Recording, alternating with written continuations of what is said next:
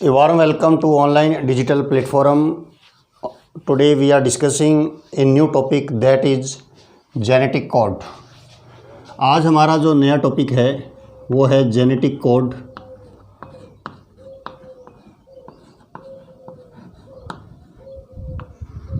Also known as codon, जिसे हम codon भी कहते हैं। देखिए, हमने प्रीवियस वीडियो लेक्चर्स के अंदर डिस्कस किया था रेप्लिकेशन यानी formation of DNA from pre existing DNA molecule. After that we are discussing the RNA synthesis, या हम कह सकते हैं formation of RNA from DNA molecule, that is called transcription. और हमने डिस्कस किया इसके अंदर कि जैसे ये कोई 3' 5' स्ट्रैंड है जिसको आपने बोला टेम्पलेट स्ट्रैंड, और टेम्पलेट जो स्ट्रैंड है उसके ऊपर आरएनए का सिंथेसिस होता है। और जो 5' 3' स्ट्रैंड थी, it's known as coding strand, and coding strand is not participate in transcription process. और हमने देखा कि यहाँ पर एडेनिन, थाइमिन, ग्वाइनिन और क्या है साइटोसिन, तो इसके साथ बाइंड होगा थाइमिन, एडेनिन, साइटोसिन और ग्वाइनिन। ये मान लीजिए एक डीएनए है, या हम कह सकते हैं इट्स ए सिस्ट्रॉन और a transcription unit which participate in transcription process. यानी हमने डीएनए का एक ऐसा सेगमेंट लिया है जिसके अंदर ट्रांसक्रिप्शन प्रोसेस होती है। तो यहाँ पर देखिए कि जो डीएनए पर सीक्वेंस है, जो टेम्पलेट स्ट्रैंड पर सीक्वेंस है, उसी से किसका सिंथेसिस होता है, एमआरएनए का। यहाँ पर देखिए जो एमआरएनए का जो सिंथेसिस होता है, तो इसमें एडेनिन है, तो यहाँ पर क्या आना चाहिए, थाइमिन। थाइमिन नहीं आएगा क्योंकि यूरेसिल आएगा, क्योंकि ये क्या है, आरएनए। और डीएनए और आरएनए में यही मेजर डिफरेंस है कि थाइमिन की जगह पे यहाँ पे क्या होता है, यूरेसिल होता है। तो यहाँ पे थाइमिन है तो यहाँ पर क्या आ जाएगा, एडेनिन। यहाँ ग्वाइनिन है तो यहाँ आ जाएगा साइटोसिन। इधर साइटोसिन है तो यहाँ आ जाएगा ग्वाइनिन। ये क्या है, एक आरएनए का सिंथेसिस हमने किया। तो आरएनए पर तो ऐसे थाउजेंड्स ऑफ न्यूक्लियोटाइड्स होते हैं, या हम कह सकते हैं thousands of nitrogen base pair होते हैं। और इस प्रोसेस को हमने कहा था ट्रांसक्रिप्शन।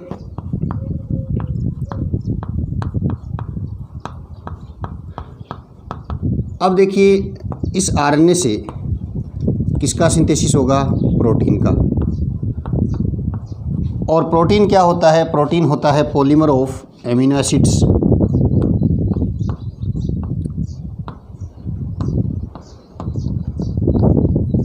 यानी हम कह सकते हैं जो प्रोटीन बनेगा वो क्या होगा, पॉलीमर ऑफ एमिनो एसिड्स, जिसके अंदर एमिनो एसिड्स जो है वो एक सीक्वेंस के अंदर जुड़ते हैं। अब यहाँ पर क्वेश्चन ये है कि जो एमिनो एसिड्स होते हैं ये बेसिकली कितने एमिनो एसिड्स होते हैं, बेसिकली होते हैं 20 amino acids which participate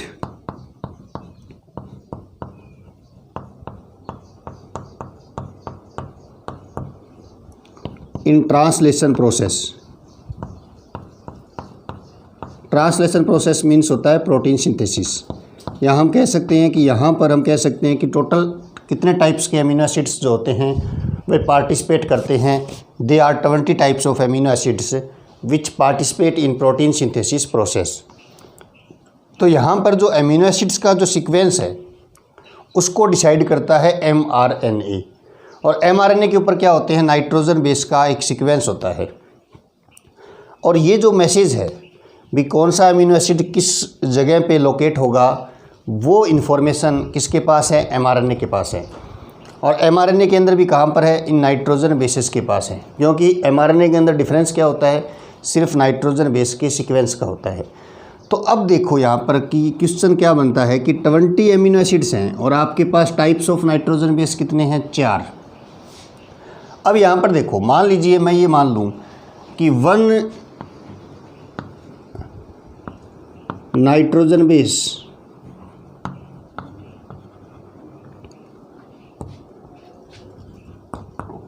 give message to 1 amino acid. अगर मैं ये मान लूँ कि एक नाइट्रोजन बेस है या एक न्यूक्लियोटाइड है वो एक नाइट्रोजन बेस जो है वो एक न्यूक्लियोटाइड है जो एक अमीनो एसिड्स को मैसेज कर रहा है। तो टोटल कितने मैसेज होंगे? टोटल 4 ही मैसेज होंगे। एक मैसेज तो आपका हो जाएगा U, दूसरा कौन सा हो जाएगा A, तीसरा हो जाएगा C और चौथा क्या हो जाएगा G। क्योंकि हमने ये माना है कि एमिनो एसिड्स जो है उसके सीक्वेंस को mRNA डिसाइड करता है। तो इसके पास एक सीक्वेंस है, इसके पास एक मैसेज है, और मान लेते हैं कि वो मैसेज अगर एक ही नाइट्रोजन बेस से बना हो तो टोटल मैसेज कितने होंगे आपके पास? 4 ही मैसेज होंगे। एक मैसेज U हो जाएगा, एक मैसेज A हो जाएगा, एक C हो जाएगा और एक G हो जाएगा। It's not sufficient to message 20 amino acids. ये सफिशिएंट नहीं है क्योंकि टोटल मैसेज 4 हैं और आपके पास अमीनो एसिड्स कितने हैं? 20 हैं। अगर हम ये मान लें कि 2 नाइट्रोजन बेस का मैसेज हो, या हम ये कहें कि 2 न्यूक्लियोटाइड का कोई आपके पास एक मैसेज हो, तो टोटल कितने मैसेज होंगे? तो देखिए कैसे होंगे। UACG हैं तो इससे अगर आप मैसेज बनाओगे तो एक तो हो जाएगा UU, एक हो जाएगा UA, एक हो जाएगा UC और एक हो जाएगा आपके पास UG। वैसे ही यहाँ पर भी क्या सीक्वेंस बन सकते हैं? AA, एक बन जाएगा AU, एक बन जाएगा AC और एक बन जाएगा AG। वैसे ही यहाँ पर ले लीजिए, यहाँ पर कौन सा सीक्वेंस बन सकता है? CC, CU या UC एक ही बात है, AC और क्या हो जाएगा CG। तो अब देखिए यहाँ पर अगर हम माने ये जो है G, तो एक हो जाएगा GG, एक हो जाएगा आपके UG, एक हो जाएगा UA और एक हो जाएगा आपके GC। तो अब यहाँ पर देखिए आप टोटल कितने मैसेज हो गए आपके पास? 16 मैसेज हो गए। अगर हम ये मानें कि आपके पास टोटल कोडोन कितने हैं, या कोडोन या जेनेटिक कोड ये मान लो कि 2 न्यूक्लियोटाइड से मिलकर बना है, तो टोटल मैसेज कितने होंगे? 16। तो 16 भी अनसफिशिएंट है 20 अमीनो एसिड्स के लिए। तो हम ये भी नहीं कह सकते कि जो आपका जेनेटिक कोड या कोडोन है वो जो मैसेज है वो 2 न्यूक्लियोटाइड का तो नहीं बना हुआ होगा, क्योंकि 20 से तो कम ही है। तो वो क्या होगा? ट्रिपलेट होगा। ट्रिपलेट मीन्स हो गया अगर एक नाइट्रोजन बेस जो है वो एक जो मैसेज है वो 3 नाइट्रोजन बेस का बना हो, तो टोटल कोडोन हमारे पास हो जाते हैं 64 कोडोन्स हो जाते हैं। और 64 कोडोन्स जो हैं वो 20 अमीनो एसिड्स के लिए सफिशिएंट से भी ज़्यादा है। देखिए कम से कम नहीं चलेगा, ज़्यादा हो जाए चाहिए। तो हम कह सकते हैं कि जो मैसेज होगा वो कितने कोडोन्स होंगे? टोटल 64। और एक कोडोन कितने नाइट्रोजन बेस का बना होगा? 3 नाइट्रोजन बेस का बना होता है। क्योंकि आपने देखा अगर एक नाइट्रोजन बेस का बना होगा तो टोटल मैसेज 4 होते हैं, जो कि 20 अमीनो एसिड्स के लिए सफिशिएंट नहीं है। अगर हम ये माने कि 2 नाइट्रोजन बेस का बना हुआ अगर एक मैसेज है तो वो भी 20 अमीनो एसिड्स के लिए सफिशिएंट नहीं है, क्योंकि टोटल कितने होंगे? फिर 16 मैसेज होंगे। अगर हम ये माने कि 3 नाइट्रोजन बेस का बना हुआ है तो टोटल कोडोन 64 होंगे जो हम बनाएंगे।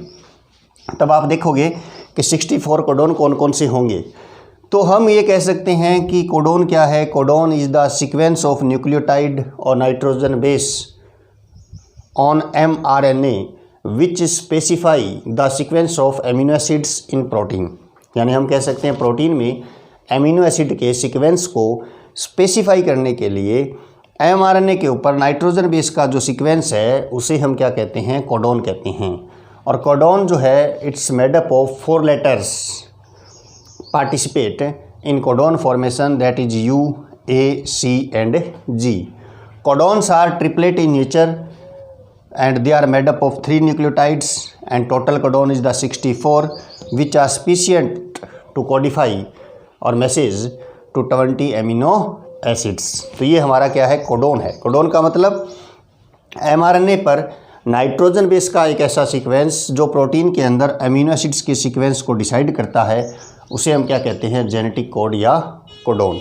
तो एक बार आप इसको रफली बना लें, इसको नोट नहीं करना है, ठीक है ना। आप इसको रफली बनाकर एक बार प्रैक्टिस कर सकते हो, उसके बाद हम जेनेटिक कोड के बारे में डिस्कस करेंगे, ठीक है। तो एक बार आप इसको रफ में नोट कर लीजिए, फेयर कॉपी में इसको नोट नहीं करना है।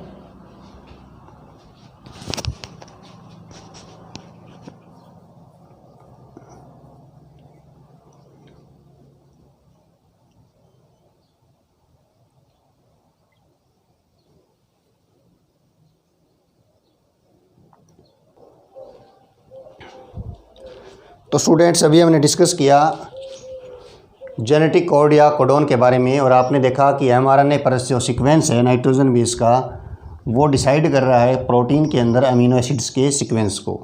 यानी हम कह सकते हैं the number and sequence of nucleotide. Definition की अगर हम बात करें तो हम कह सकते हैं the number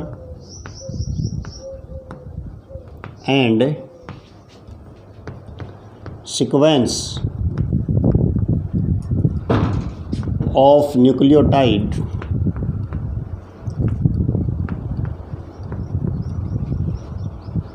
which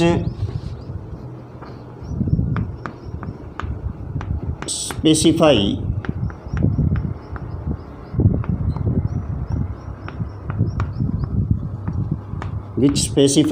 the sequence of amino acid in protein. तो ये तो है जेनेटिक कोड की डेफिनेशन। यानी हम कह सकते हैं जो सीक्वेंस है mRNA का, जो नाइट्रोजन बेस का सीक्वेंस है, जो न्यूक्लियोटाइड का सीक्वेंस है, जो प्रोटीन में अमीनो एसिड्स के सीक्वेंस को डिसाइड करता है, उसे हम क्या कहते हैं, जेनेटिक कोड और कोडोन कहते हैं। यानी हम कह सकते हैं the group of codon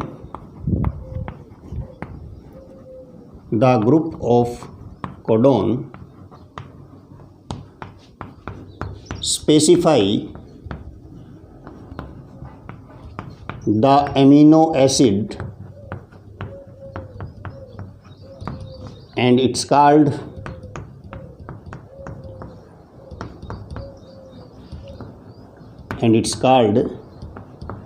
genetic code. तो कोडोन का एक ग्रुप है, आपने अभी देखा टोटल कोडोन 64 होंगे जिनको हम फॉर्मेशन करेंगे। टोटल वर्ड्स कितने हैं, 4 टाइप्स ऑफ वर्ड हैं, जैसे ए है, यू है, जी है और सी है। यानी हम कह सकते हैं only 4 types of word available in genetic code that is A, U, G and C। Total 4 he word होंगे कोडोन के अंदर। कौन कौन से होंगे, ए होगा, यू होगा, जी होगा या सी होगा। टोटल 4 हैं और एक कोडोन में कितने होते हैं, मैक्सिमम 3 होंगे। ठीक है, और ये क्या करते हैं, which are specify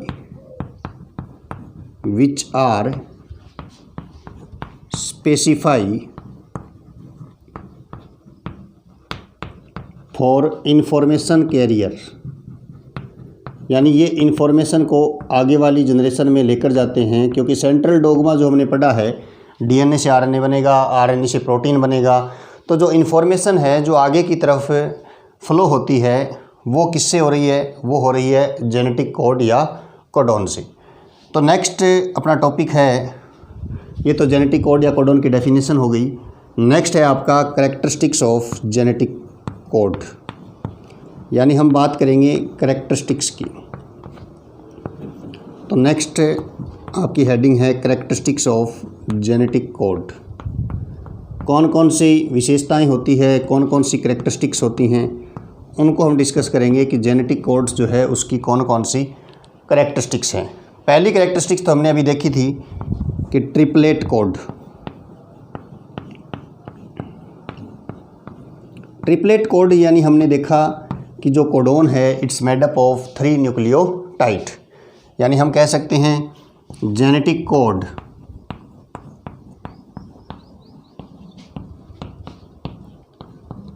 in the form of 3 nucleotides. यानी एक जो कोडोन होगा उसमें 3 नाइट्रोजन बेस होंगे या 3 न्यूक्लियोटाइड्स होंगे, या हम कह सकते हैं it's made up of 3 nitrogen base. और रीज़न अभी हमने देखा कि स्पीशिएंट नहीं होते। अगर एक से बनेंगे तो टोटल कोडोन कितने होंगे, 4 होंगे। 2 नाइट्रोजन बेस से बनेंगे तो 16 होंगे। तो वो 20 अमीनो एसिड्स के लिए क्या है, हम कह सकते हैं सफिशिएंट नहीं है। इसीलिए जेनेटिक कोड होता है वो क्या होता है, ट्रिपलेट होता है, यानी it's made up of 3 nucleotides और 3 नाइट्रोजन बेस। तो इसके अंदर हम कह सकते हैं ये हमारा क्या है, फर्स्ट कैरेक्टरिस्टिक्स है ट्रिपलेट कोड, इसको नोट कर लीजिए। उसके बाद हम सेकंड, थर्ड, फोर्थ जो कैरेक्टरिस्टिक्स हैं उसको डिस्कस करेंगे।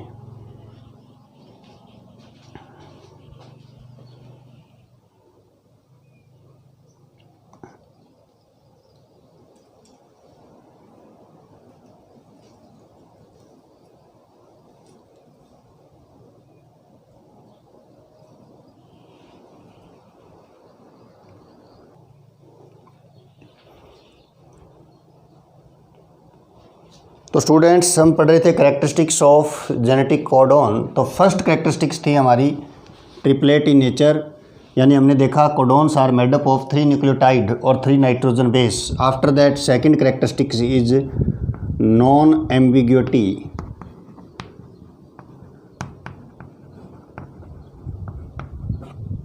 इन नेचर। देखिए नॉन एम्बिग्युइटी का मतलब होता है a specific codon codify a specific amino acids, यानी एक कोडॉन जो है वो एक ही अमीनो एसिड्स को क्या करता है, कोड करता है, उसको मैसेज करता है। ये नहीं है कि एक कोडॉन एक से ज़्यादा को मैसेज कर रहा है, तो उसको हम बोलते हैं नॉन एम्बिग्युइटी इन नेचर। यानी हम कह सकते हैं non ambiguity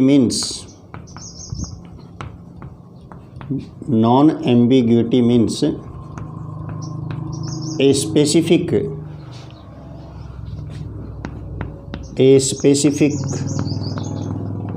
codon Codify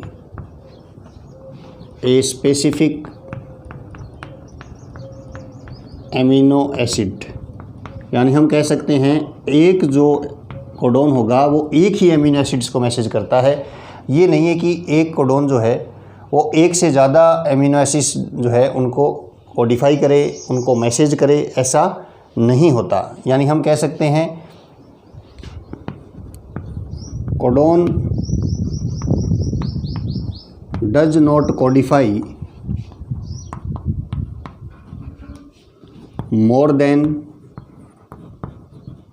1 amino acid. यानी हम कह सकते हैं एक एमिनो एसिड से ज़्यादा को एक कोडॉन जो है वो कोडिफाई नहीं करता। लेकिन इसका एक एक्सेप्शन है जो हमें ध्यान रखना है कि अभी हमने नॉन एम्बिग्युइटी नेचर्स के अंदर देखा कि एक कोडॉन एक ही एमिनो एसिड्स को मैसेज करता है, एक कोडॉन एक से ज़्यादा एमिनो एसिड्स को मैसेज नहीं करता। उसे हम कहते हैं नॉन एम्बिग्युइटी जो है किसकी नेचर होती है, किसकी, जेनेटिक कोडॉन की। लेकिन यहाँ पर वैलिन और methionine, valine and methionine amino acid code by GUG, ये एक एक्सेप्शन है कि ये 2 एमिनो एसिड्स ऐसे हैं जो कि GUG कोडॉन है उससे मैसेज लेते हैं। तो कोडॉन तो एक हो गया लेकिन ये 2 एमिनो एसिड्स को मैसेज कर रहा है, तो ये एक्सेप्शन है किसका, नॉन एम्बिग्युइटी इन नेचर। तीसरा हम कह सकते हैं कैरेक्टरिस्टिक्स क्या है आपकी, non overlapping codon. Non overlapping का मतलब होता है कि हम कह सकते हैं genetic code is never overlapped, वो कभी ओवरलैप्ड नहीं होते। ऐसा नहीं है कि जैसे मान लो ये कोई mRNA है और इसके ऊपर सीक्वेंस है, मान लीजिए AUGGGUA, जैसे ये कोई, तो हम मान लेते हैं ये एक कोडॉन है, AUG क्या है, एक कोडॉन है। तो ये G जो है ना वो किसी दूसरे कोडॉन का पार्ट नहीं होगा, उसको हम क्या कहते हैं, नॉन ओवरलैपिंग। यानी यहाँ पर हम देख सकते हैं कि जो कोडॉन है जो 3 न्यूक्लियोटाइड का बना हुआ है, इसका कोई भी नाइट्रोजन बेस किसी दूसरे कोडॉन का पार्ट कभी नहीं होगा, उसे हम कहते हैं ओवरलैपिंग। यानी हम कह सकते हैं the mean of overlapping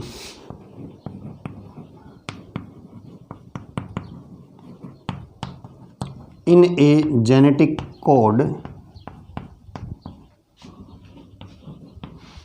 nitrogen base never be a part of another codon। यानी हम कह सकते हैं कि यह कभी भी दूसरे कोडोन का पार्ट नहीं हो सकता।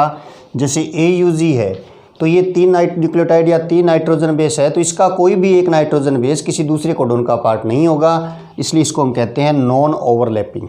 ये भी कैरेक्टरिस्टिक्स है किसकी, जेनेटिक कोड की। तो हमने 3 कैरेक्टरिस्टिक्स देखी है।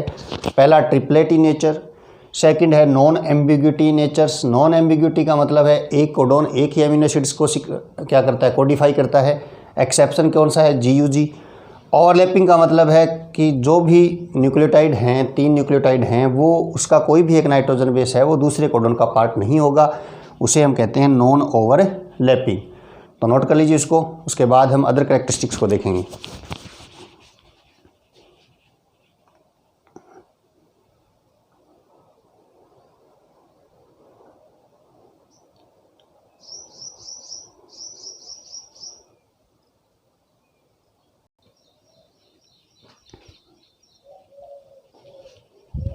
नेक्स्ट कैरेक्टरिस्टिक्स की हम बात करें तो अब हम देखेंगे फोर्थ कैरेक्टरिस्टिक्स से।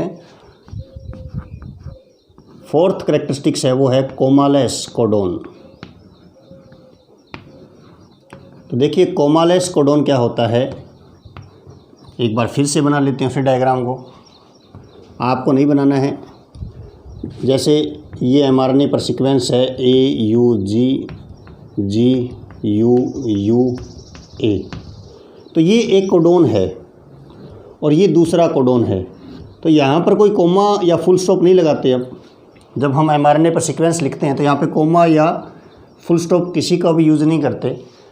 तो ये कोमालेस कोडोन है, यानी जैसे एक कोड ये है, इसने एक को मैसेज किया तो आगे वाले 3 लेटर हैं वो ऑटोमेटिकली नेक्स्ट अमीनो एसिड को कोड कर देंगे। तो यहाँ पर हमें लिखते समय कोमा वगैरह या फुल स्टॉप वगैरह की यूज़ नहीं करना। यानी हम कह सकते हैं it means there is no need of comma and full stop between two attached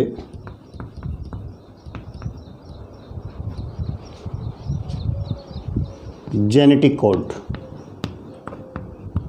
यानी हमें यहाँ पर कोमा या फुल स्टॉप का यूज़ नहीं करना। डायरेक्टली क्या होता है कि जैसे एक कोडोन है, अगर वो एक अमीनो एसिड्स को कोड करता है, कोडिफाई करता है, तो नेक्स्ट क्या होता है, अपने आप हो जाता है। यानी हम कह सकते हैं आफ्टर कोडिफाई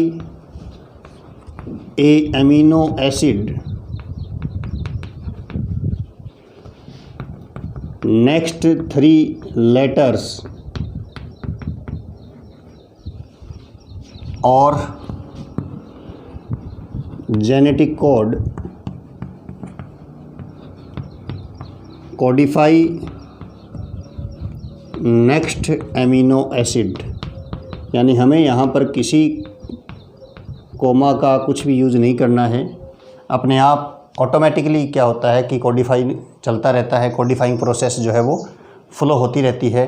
तो ये आपका है fourth characteristics, that is commaless codon.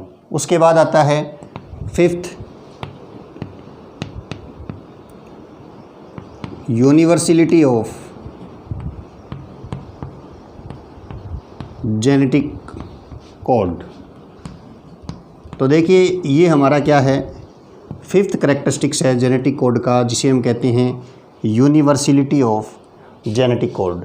Universality का मतलब होता है कि जैसे कोई एक कोडोन है, जैसे मान लीजिए UUU एक कोडोन है, तो ये किसको मैसेज करता है, फिनाइल एलेनिन अमीनो एसिड को कोड करता है। यानी ऐसा सीक्वेंस आ जाएगा तो प्रोटीन में कौन सा अमीनो एसिड जुड़ जाता है, फिनाइल एलेनिन। और ये जो फिनाइल एलेनिन है, ये माइस के अंदर हो, चाहे ह्यूमंस में हो, चाहे बैक्टीरिया में हो, किसी में हो, अगर ये कोडोन आ गया यू यू यू, तो चाहे बैक्टीरिया में प्रोटीन सिंथेसिस हो, चाहे ह्यूमन्स में हो, चाहे माइस में हो, कौन सा अमीनो एसिड अटैच होगा? Phenyl alanine. तो ये क्या है? यूनिवर्सलिटी। क्या है ये? यूनिवर्सलिटी। यानी हम कह सकते हैं universality means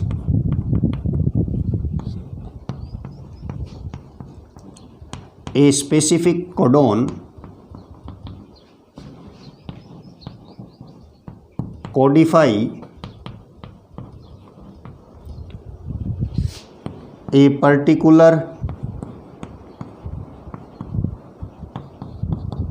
amino acid in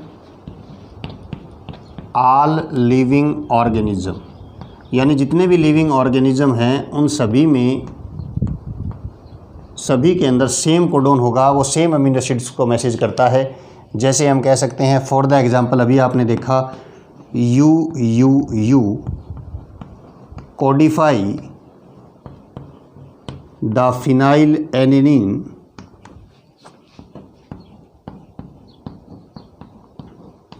in mice,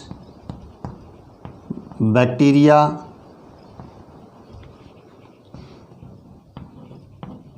and human. तो इसको बोलते हैं हम यूनिवर्सलिटी। तो अभी हमने दो कैरेक्टरिस्टिक्स देखी। पहली थी कोमालेस कोडोन, यानी हम कोडोन लिखते हैं तो यहाँ पे कोमा फुल स्टॉप नहीं लगाते, ठीक है। जैसे ही एक कोडोन है वो एक अमीनो एसिड को मैसेज करेगा तो नेक्स्ट अमीनो एसिड अपने आप ऑटोमेटिकली दूसरे अमीनो एसिड को कोडिफाई करेगा, तो लिखते समय कोमा या फुल स्टॉप नहीं लगाएंगे। उसके बाद आता है यूनिवर्सलिटी ऑफ जेनेटिक कोडोन, यानी एक स्पेसिफिक कोडोन एक Codify a particular amino acids in all living organism.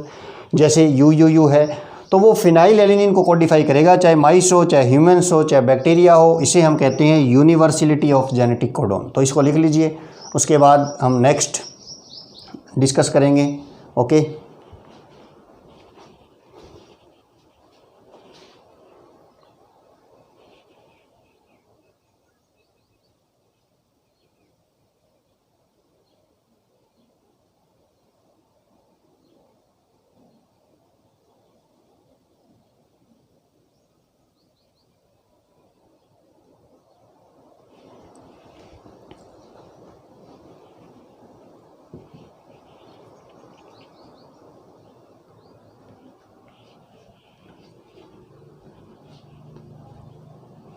तो स्टूडेंट्स सिक्स्थ कैरेक्टरिस्टिक्स की अगर हम बात करें तो वो है degeneracy in genetic codon.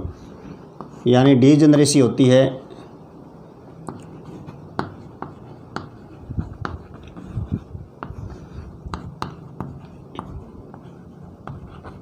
Degeneracy का मतलब क्या होता है? देखिए, टोटल कोडोन कितने हैं? 64, जो अभी हम बनाकर भी देखेंगे। टोटल कोडोन है 64 और अमीनो एसिड्स कितने हैं? 20। तो अब बताओ, कुछ अमीनो एसिड्स ऐसे हैं जिनमें एक से ज़्यादा कोडोन्स यूज़ हो जाते हैं, या हम कहें कि कोडोन है वो एक्स्ट्रा है, उसे हम बोलते हैं डीजेनरेसी इन कोडोन। यानी हम कह सकते हैं sometime one amino acid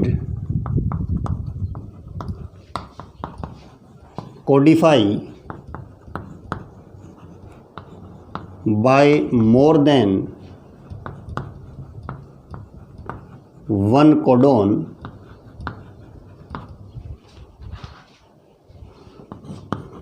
that's known as degeneracy. उसको हम बोलते हैं डीजेनरेसी। तो ये किसको बोलते हैं हम? डीजेनरेसी इन कोडोन्स। यानी कुछ ऐसे होते हैं जिनमें एक से ज़्यादा हम कह सकते हैं कोडोन्स होते हैं अमीनो एसिड्स के लिए।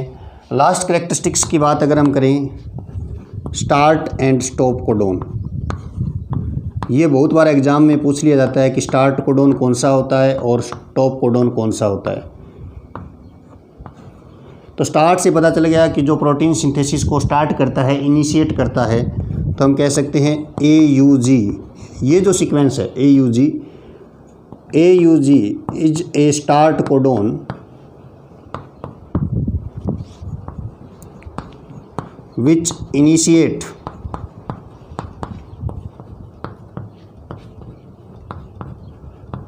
द ट्रांसलेशन प्रोसेस, यानी जब प्रोटीन सिंथेसिस स्टार्ट होता है किसी के अंदर तो सबसे पहले जो कोडोन यूज होता है उसे हम कहते हैं स्टार्ट कोडोन, और वो क्या होता है, AUG होता है।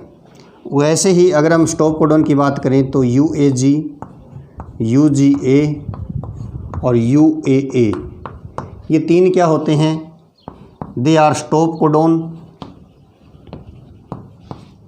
दे are stop codon which terminate the protein synthesis process, यानी प्रोटीन सिंथेसिस जो प्रोसेस है उसको टर्मिनेट करने का काम जो है वो ये तीन कोडोन कर सकते हैं। जैसे मान लीजिए फॉर द एग्जांपल ये कोई mRNA है और ये प्रोटीन सिंथेसिस में पार्टिसिपेट कर रहा है, तो कहीं पे भी प्रोटीन सिंथेसिस होगा वहाँ पर AUG मिलेगा आपको सबसे पहले। तो AUG क्या है, स्टार्ट कोडोन है, आपको याद रखना है। और जहाँ पे टर्मिनेशन होगा वहाँ पर मान लीजिए क्या है, UAA है, तो ये क्या है, स्टॉप कोडोन है। अगर ये कोडोन आएगा तो ये किसी को मैसेज नहीं करता और प्रोटीन सिंथेसिस प्रोसेस है वो रुक जाती है, कंप्लीट हो जाती है, जिसको हम टर्मिनेशन बोल सकते हैं। तो वहाँ UAA भी हो सकता है, UGA भी हो सकता है और UAG भी हो सकता है। तो ये हमने अभी डिस्कस किया कि डिजेनरेसी कोडोन्स का मतलब है टोटल कोडोन 64 हैं, अमीनो एसिड्स 20 हैं। तो कुछ कोडोन्स ऐसे भी होते हैं जो एक अमीनो एसिड्स हैं उसको एक से ज़्यादा कोडोन कोडिफाई करेंगे तो डिजेनरेसी हो जाती है। एज एक्सेप्शनल केस है ये। वैसे ही स्टार्ट और स्टॉप कोडोन के अंदर हम कह सकते हैं AUG क्या है, स्टार्ट कोडोन है जो प्रोटीन सिंथेसिस को इनिशिएट करेगा, और अगर ये सीक्वेंस आ गया तो ये किसी अमीनो एसिड्स को कोडिफाई नहीं करता और प्रोटीन सिंथेसिस है वो रुक जाता है, उसे हम कहते हैं टर्मिनेशन ऑफ ट्रांसलेशन और स्टॉप कोडोन। तो इसको नोट कर लीजिए, ये थे हमारे कैरेक्टरिस्टिक्स ऑफ जेनेटिक कोड। उसके बाद हम अभी देखेंगे किस प्रकार से 64 कोडोन्स होते हैं, कैसे आप बना सकते हो वो सीखेंगे हम। तो इसको नोट कर लीजिए एक बार आप।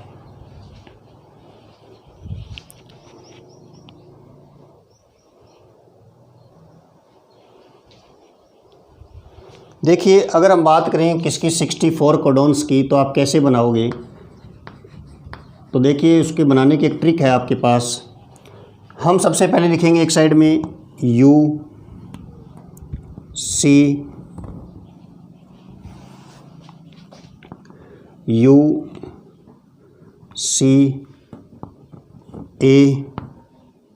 और G। वैसे ही देखिए वहाँ पर भी साइड में भी लिख लेंगे हम UCAG,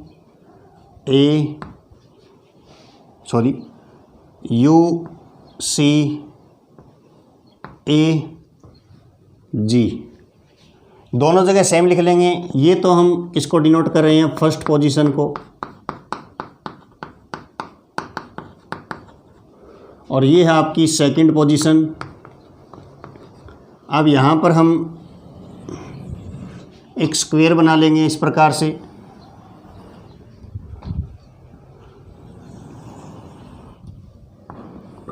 अब देखिए ये स्क्वायर आपने बनाया है ऐसे,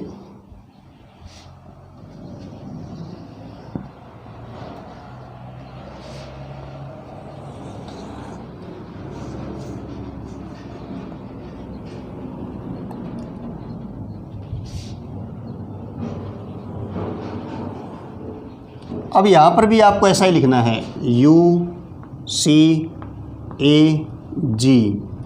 UCAG, UCAG, UCAG, और ये आपकी क्या है, थर्ड पोजीशन। ये है आपकी थर्ड पोजीशन। अब देखो कैसे बनाएंगे, बहुत सिंपल है। फर्स्ट पोजीशन पे क्या है U, सेकंड पे क्या है U, तो लिख देंगे U। थर्ड पोजीशन पर ये क्या आ जाएगा, यहाँ से U आ जाएगा। वैसे ही यहाँ पे U। अब जब इसको बनाओगे तो UCU।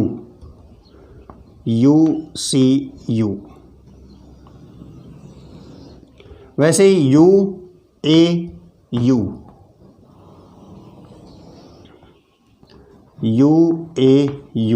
वैसे ही ये देखिए UGU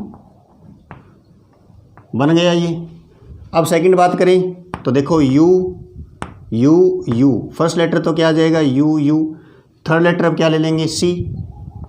वैसे ही UCC, UAC, UGC, UUA, sorry हाँ UUA ही आएगा, UCA, UAA, UGA, उसी प्रकार से UUG, UCG, UAG और UGG, ऐसे बन गए।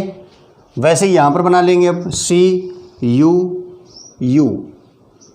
CUU, CCU, CAU, CGU,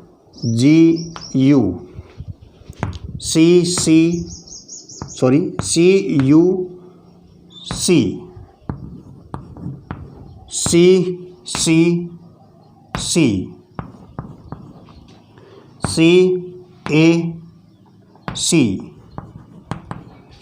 वैसे ही CGC, CUA,